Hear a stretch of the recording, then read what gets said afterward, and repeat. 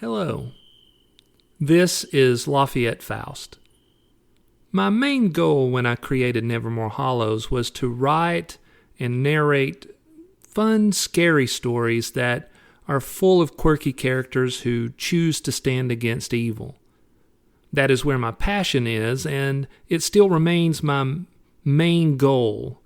However, as I was trying to find ways to add more content, I came across this idea to interview people who have had real paranormal experiences. I decided to call the series True Tales from Nevermore Hollows, and the first episode was very successful. So I will continue to add this kind of content as much as possible. Also, Nevermore Hollows was born out of my own paranormal experiences. So tonight, I will tell another experience from when I was a teenager driving on a back road in the middle of the night. The sound quality is a little different because I decided it would be fun and spookier if I drove back down the dark road where it happened while telling the story. And as you'll be able to hear, my good friend and Nevermore Hollows art director Chris Goins came along for the ride. With that, I invite you to sit back, turn on a light, and prepare yourself.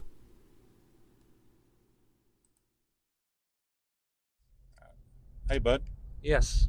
Won't you tell me that story about what happened to you on this road? Okay. So this is Old Rossville Road. And it's pretty rural still, even today. But I had a strange thing happen to me back in 1985 when this was all still mostly farmland or, not a lot there. So at the time, the story was, how these small towns always have 20 years ago. Oh, yeah. So the story was there's a curve on up the road, and it's a very steep curve, and it'll sneak up on you.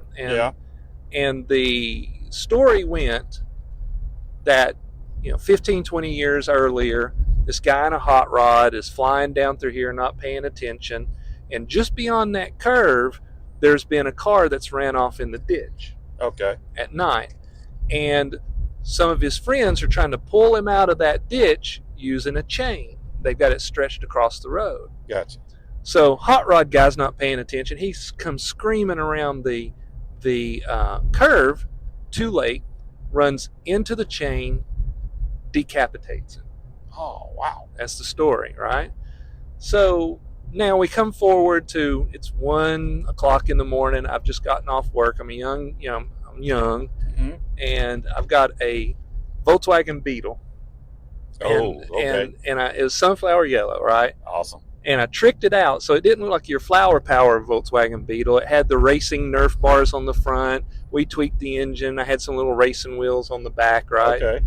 So I'm flooring it. And, for a Volkswagen Beetle, flooring it's still not fast, but on a curvy road like this, for a teenage boy, right? Yeah. So I'm flying down this road. And so I get, I don't know, maybe a third of the way down the road. And it's just dark. There's no houses at the time. It's dark. So on the left of me is just field. On the right of me is just, woods. And I catch a glint of something out of the corner of my left eye, like it's coming from beside the car, a glint of light. So, I'm like, whatever. So I'm just pedal to the metal, dude, right? Right. So, and here's the curve that we're coming up on. Okay, cool. So a minute later, another flash. Yeah. So I slow down. I'm not even at this curve yet. I slow down and I look, and right behind me, about, 6 inches away from the rear wheel, Yeah. is a sphere about the size of a baseball, maybe a little smaller. And what, is it giving off light? It is glowing. And that's what I kept getting out of the corner of my eye, was the glow. Right? So I was like, what on earth is this thing? Yeah. So I slow down, roll down my window, and I'm looking at it. So I'm going really slow at this point. So I've gone from 60 miles an hour on this road to 20 miles an hour looking at this thing. And right before I get to the curve, it jets off into the field. Ooh. Gone. So I speed up a little bit. I'm like, what on earth was that? Yeah. So I come around the curve, and there is a car broken down in the center lane. Oh. Wow. So you think this thing appeared and tried to slow you down because of that? Well, I mean, it's one of those stories that a lot of people are not going to believe, but it is a true story. It happened to me, and had I not slowed down, there is no way that I would have avoided hitting that car. Oh, wow. That's impressive. Yeah. That's pretty cool. So I don't know what it was, whether it was a spirit or whether it was, that's when I do tell the story, that's what most people think it was some sort of spirit. Yeah. That it was trying to get me to slow down so that I did not have an accident. Yeah. Man. So there you go. That is my story of what happened on this road 40 years ago. All right. That was a good one. All right. Thanks.